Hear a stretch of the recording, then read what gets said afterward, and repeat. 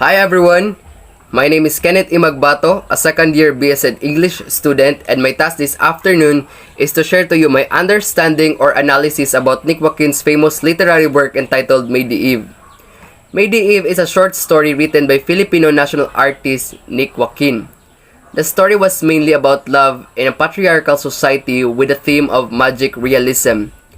I would say that the theme contains magic realism because of the superstitious beliefs that was depicted in the story, which we will tackle later on. The story became one of Joaquin's signature stories and eventually became a classic in Philippine literature in English because of its lasting worth, or in other words, it has a timeless quality. The story began with a flashback. Doña Agueda was facing the mirror on Monday Eve because her sister ordered her to. And Doña Agueda truly believed her sister when she said that when she faced the mirror, her future husband will show up. Suddenly, Don Badoy appeared in the mirror and it resulted of them getting married. In addition to that, they both agreed to marry each other because they believe in anesthesia. When their married life started, it was miserable, primarily because they did not truly love each other and nothing extraordinary happened to them. They were not really emotionally driven when they jumped into that decision. Rather, it was just a forced decision in a sense.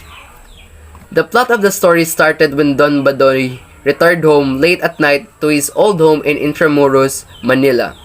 He found his grandson chanting an old spell in front of a mirror and memories of his youth returned.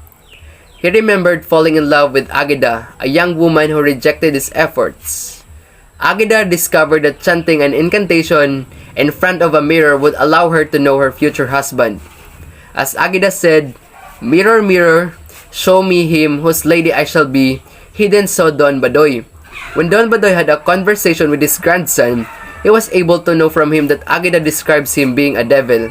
In contrary, probably to return the favor, Don Badoy told his grandson that whenever he stares or looks at the mirror, he sees a witch. The witch was being referred to Agueda. Don Badoy thinks that the love that they had has faded. The truth was that Badoy and Agueda had a bitter marriage that began in the past. The story's tragedy is that Badoy's heart has forgotten how much he used to love Agueda in the past.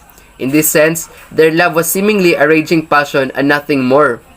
The love they had was unable to heal and manifest throughout the years right after the conflict began. At first, the story was honestly confusing in my end. It seems like Nick Joaquin's way of writing the story started with some sort of flashbacks.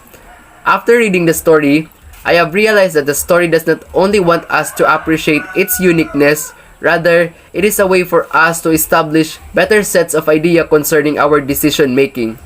The story made me realize that we don't have to rush things, especially when we talk about love. Similarly, with what I've witnessed in the story, Agueda and Don Badoy did not hesitate in believing Anastasia. Instead, Agueda directly followed the instructions of Anastasia without a second thought.